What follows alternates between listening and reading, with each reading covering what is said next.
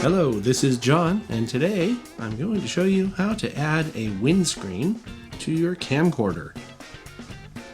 The camcorder I'm working on is a Canon XA10, and I'm preparing for a shoot this weekend where I'll be taking a lot of video footage outside. Now, I don't know how windy it's going to be, so I've decided that I want to add windscreens over the internal microphones of this camera. And to do this, I'm going to need some double-sided foam tape, some phony fur, and a very sharp knife. I'm going to be using some other regular household items in this process too, but these are the specialty things that you may not have that you might need to go out and get to be prepared for this project. So let's get started. The Canon XA10 has a removable handle here, and the reason I'm going to remove it is because the microphones are kind of underneath here. See how this block up here that gives you your XLR inputs is kind of in the way. So I'm going to take the handle off carefully. There are these screws, one to either side of the handle. And of course the shoe mount also has an attachment there. But if you're careful, you can take this off, and now the microphones are completely exposed.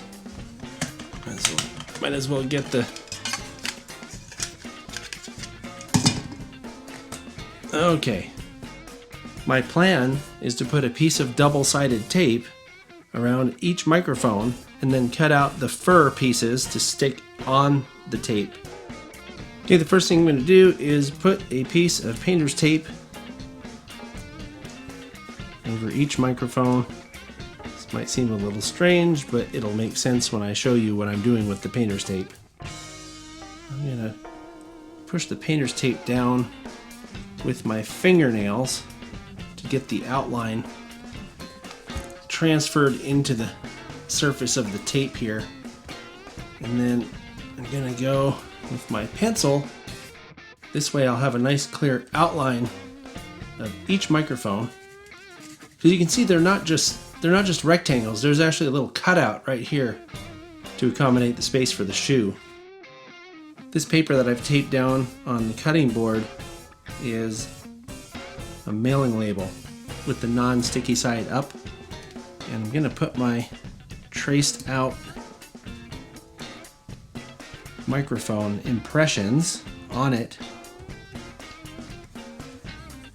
and then I'm going to carefully cut around with the sharp knife. I'm going to carefully cut around the outline of this so that the double-sided foam tape will have that inside hole that goes around the opening of the microphone. And by the way, I am pushing hard so that I cut the tape as well as the painter's tape. I'm cutting through the double-sided foam tape as well, so that when I lift all this off, the hole will be in the foam tape as well. Okay, so if you look very carefully, you can see I have the outlines of the microphones there. So the next step is I'm going to pick this up off of the cutting board, and I'm going to use some scissors to go around these outlines about probably 1/8 of an inch or so, maybe a little more than 1/8 of an inch. That way I'll have what amounts to sort of hollowed out versions of this same thing with a slightly larger outline cut around it. And the idea then is those pieces will then fit over the microphones, and the holes will be where the microphones are. I'm making it smaller so that I can manipulate it easier with my hands, but we'll see what I mean here. Something like that. The idea is to have an outline around a hole. That way the fur has something to stick to when you put it on. What I have here is something called a wind cutter. And wind cutter was actually a brand name of a company that made these, and I bought this when I was using my Canon XL1 for filming trains back in the, I think it was between 2005 and 2010, that time frame. And I don't have a microphone that they'll fit on anymore. So I figured, and you can go down to your fabric store and buy some faux fur, but I have this here and I'm not really using it anyway. So I figured I'd use it, and what I'm going to do is I'm going to turn it inside out so that I have access to this cutting side is what I'm going to call this, because if you cut it from the other side, you're going to be cutting a lot of the fur off, and the fur is what breaks the wind.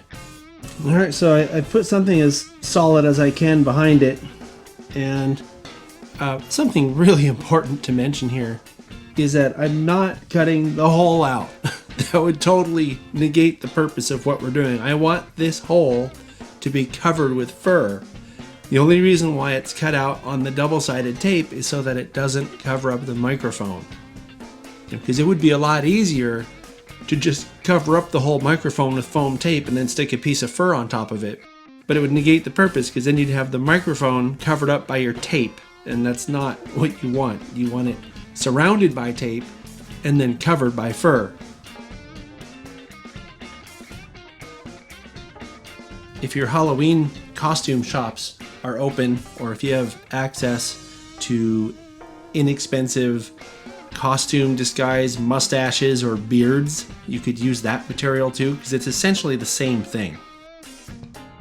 So I'm going to carefully place this foam over this microphone and make sure that it's not interfering with the opening here.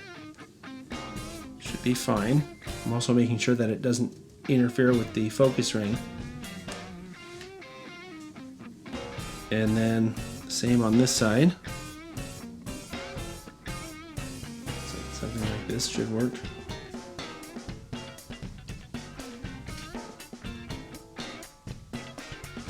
Doing the same over here.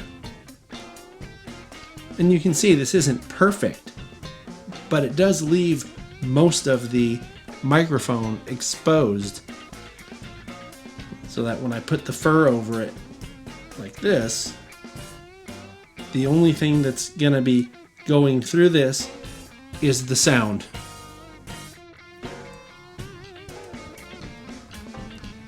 And what I'm going to do is I'm going to face the fur so that it's facing toward the front of the camera.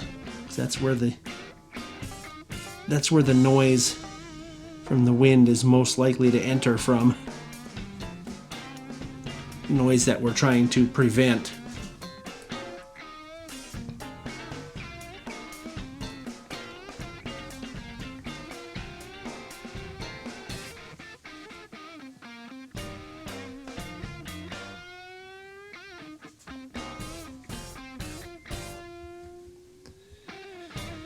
Okay.